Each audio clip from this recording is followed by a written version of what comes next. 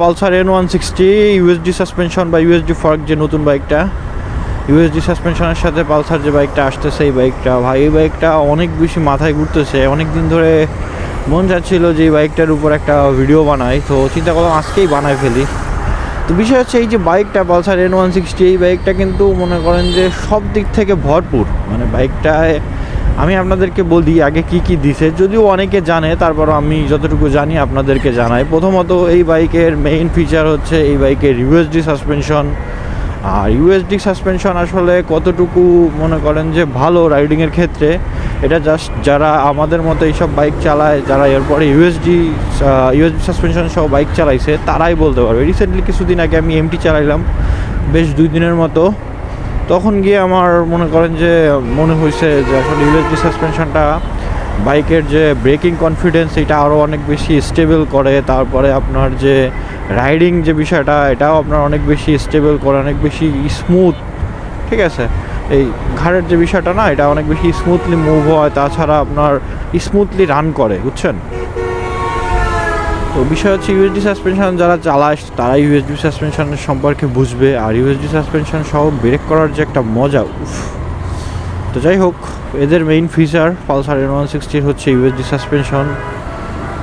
দেন এই বাইকের আরও অনেক ফিচার আছে। মানে এই বাইকের ফিচার ওয়াইজ বাংলাদেশে বলতে পারেন যে এখন ওয়ান অফ দ্য একটা বেস্ট বাইক ফিচার ওয়াইজ। আমি বলতেছি না যে এটা একদম বেস্টের উপর দিয়ে বেস্ট চলে গেছে, আমি প্র্যাকটিক্যালি চালায় বলতেছি বা এমন কিছু না, আমি ফিচার ওয়াইজ কথা বলতেছি। আমি এখনও পালসার N160 ইউএসডি সাসপেনশন চালাই নাই।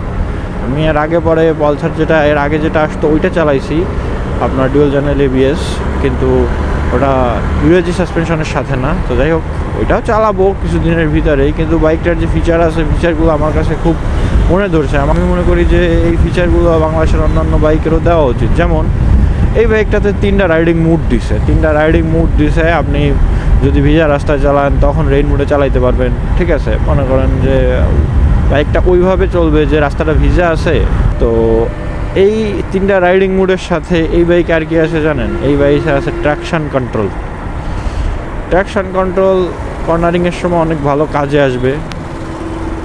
তারপরে এই বাইকে কি আছে জানেন? স্লিপার ক্লাচের কাজ কি, এটা হয়তো বা অনেকে জানে, হয়তো বা অনেকে জানে না। আমি শর্টকাটে বলে দিই, স্লিপার ক্লাচের কাজ হচ্ছে আপনার যে আমরা গিয়ার, ধরেন আমার 5 গিয়ারে চলতেছে, এখন আমি হঠাৎ 2-3টা গিয়ার কমাই দিলাম। এখন এই গিয়ার কমাই দিলে কিন্তু একটা ধাক্কা দেয়। এই ধাক্কার সাথে সাথে চাকা লক হওয়ার বা চাকা স্কিড করার একটা সম্ভাবনা থাকে। স্লিপার ক্লাচ থাকলে ওই চাকাটা লক হয় না, চাকাটা স্মুথলি রান করে। আর ওই যে ধাক্কাটা দেয় না। আর ওই ধাক্কা না দেওয়ার কারণেই আপনার বাইকটা স্মুথলি রান করে ডাউন শিফটের সময় দেখবেন, যেমন আমি দেখছেন একটা ধাক্কা দেয়, কিন্তু যখন আপনার ওইটা থাকবে তখন এই ধাক্কাটা আপনার বাইকে দিবে না, স্লিপার ক্লাচ যখন থাকবে। তো বিষয় হচ্ছে এই তো ফিচারের এখানেই শেষ না। এরপরে এই বাইকটার যে মিটার, ভাই এই বাইকের মিটার তো আরও বেশি জোস কেন বলতেছি? প্রথমত এই মিটারে সব রকম ডিজিটাল ইনস্ট্রুমেন্ট আছে যা আপনার দরকার একটা বাইকে। এরপরে গিয়ে এই বাইকে আছে ব্লুটুথ কানেক্টিভিটি। মানে আপনার বারবার ফোন বের করে দেখতে হবে না কে কল দিচ্ছে। ঠিক আছে, কল আপনি আপনার বাইকের ডিসপ্লেতেই দেখতে পারতেছেন, মানে বাইকের মিটারে। এরপরে এই বাইকে আছে ন্যাভিগেশন আছে। ন্যাভিগেশনের কাজ কি? আপনি যে আপনার মোবাইলে যে ম্যাপ চালান, এই ম্যাপ চালায় রেখে আপনার যে ব্লুটুথ কানেক্টিভিটির সাথে আপনার বাইক থাকবে, আপনি কিন্তু আপনার বাইকে দেখতে পারবেন যে আসলে আপনি এখান থেকে ধরেন যাবেন গুলিস্তান কোন রুট নিয়ে যাইতে হবে, এটা আপনার বাইকের মিটারে দেখতে পারবেন। আপনার কিন্তু বারবার ফোন বাইর কইরা দেখতে হবে না, জাস্ট কানেক্ট থাকলেই আপনার ফোনেরটা আপনি ডিসপ্লের ভিতর দেখতে পারতেছেন, ডাইনে যাওয়া লাগবে না বামে যাওয়া লাগবে না সোজা যাওয়া লাগবে। ঠিক আছে, তো এই বাইকটা মোটামুটি বাংলাদেশে এখন বর্তমানে 164 সিসির একটা ইঞ্জিনের সাথে। হ্যাঁ, আর একটা কথা বলি, পালসার এখানে কি করছে জানেন? পালসার এখানে করছে আপনার, আগে ছিল পালসারের বাইকগুলো অয়েল কুলড। ঠিক আছে, এখন হচ্ছে আবার এয়ার কুলড করছে। যেমন আমার জিক্সারটা এয়ার কুলড, বাতাসের সাথে গরম ঠান্ডা হওয়ার বিষয় অ্যাড করে দিছে। মানে বাতাস যত ভালো লাগবে ইঞ্জিন ঠান্ডা থাকবে, বাতাস যদি গরম হয় ইঞ্জিন গরম থাকবে। ঠিক আছে, তো এইটা কেন করলো না করলো এটা পালসার বা বাজাজ ভালো বলতে পারবে। কিন্তু এখন বর্তমানে যে ইউএসডি সাসপেনশনের সাথে যে বাইকগুলো আসতেছে এগুলো সব এয়ার কুলড। তো 164 সিসির একটা ইঞ্জিন, যথেষ্ট পরিমাণ ভালো টর্ক, যথেষ্ট পরিমাণ ভালো পাওয়ারের সাথে একটা ভালো বাইক লঞ্চ করছে। এবং বাইকটার লুক বলেন, তারপরে টপ স্পিড বলেন, সব কিছুই ভালো। এমন না যে নিজে চালায় দেখি নাই বলতেই যে আমি এ সম্পর্কে কিছু জানি না, এমন না। অনেকেই চালায়, অনেকের ভিডিও সামনে আসে, অনেক কিছুর উপর ডিপেন্ড করে। তবে পালসারের আরও একটা জিনিস ভালো করছে কি জানেন? পালসার আর একটা জিনিস ভালো করছে, সেটা হচ্ছে পালসার N160 বা পালসারের এই বাইকগুলোতে 5 বছরের ওয়ারেন্টি। মানে আমরা নর্মালি 3 বছরের ওয়ারেন্টি পাই আমাদের এই বাইকগুলোতে। আমার যে জিক্সার, এই বাইকে আমি পাইছি 3 বছরের ওয়ারেন্টি। কিন্তু পালসার N160-তে 5 বছরের ওয়ারেন্টি। বুঝতেছেন একটা বাইক কতদিন চলে? এরও কারণ আছে, কারণ পালসারের আসলে ইঞ্জিনজনিত বিষয়ে অনেকে পালসার কিনতে ভয় পায়, যে আসলে ইঞ্জিনের পারফরমেন্স কতটা ভালো থাকবে ফিউচারে, বা ইঞ্জিন নিয়ে একটু ভয়তে থাকে অনেকেই। পালসার আমি আমার আশপাশের অনেক মানুষকে আমি সাজেস্ট করি অনেক বাইক, তখন গিয়ে পালসারের কথা উঠলে পালসার নিয়ে মানুষের একটু ইঞ্জিন নিয়ে একটু টেনশনে থাকে। তো এখানে 5 বছরের ওয়ারেন্টি দিচ্ছে একটা বাইকের। 5 বছরের ইঞ্জিন ওয়ারেন্টি মানে অনেক কিছু। তাই এখানে আবার কথা আছে, আপনি 5 বছরের ওয়ারেন্টি নিয়ে যে বাইক কিনেই চালাইতে থাকবেন এমন না। আপনার এই 5 বছরে যে কটা আপনার সার্ভিস শিডিউল আছে, যা আছে, এগুলো সব আপনার সার্ভিস সেন্টার থেকে করতে হবে, মাস্ট বি করতে হবে। কারণ সার্ভিস মিস দিলে কিন্তু পরবর্তীতে ওয়ারেন্টি নিয়ে ঝামেলা হতে পারে। তো এটা সব ব্র্যান্ডেই। আমার সুজুকিতে আমি রিসেন্টলি আমার বাইক সার্ভিস করাতে গিয়েও এটা শুনছি, আমার বাইক একটা সার্ভিস মিস গেছে। দেন ওরা বলছে যদি 3টা সার্ভিস মিস যায় তাহলে কিন্তু সার্ভিস ওয়ারেন্টি নিয়ে সমস্যা হবে। তো বিষয়টা সব ব্র্যান্ডেরই কম বেশি আছে, কিন্তু অন্যান্য ব্র্যান্ডের তুলনায় এই বাইকে কিন্তু 2 বছরের ওয়ারেন্টি বেশি।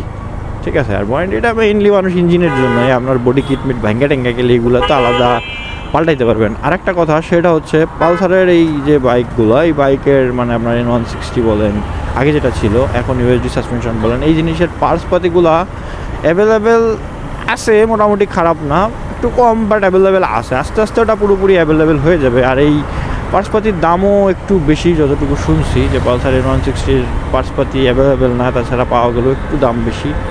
তো বিষয় হচ্ছে এখন পর্যন্ত পুরোপুরি ওইভাবে মার্কেটে হয়তো বা অ্যাভেলেবেল হয়নি, তবে আস্তে আস্তে এটা অ্যাভেলেবেল হয়ে যাবে, এটা কোনো মেজর বিষয় না।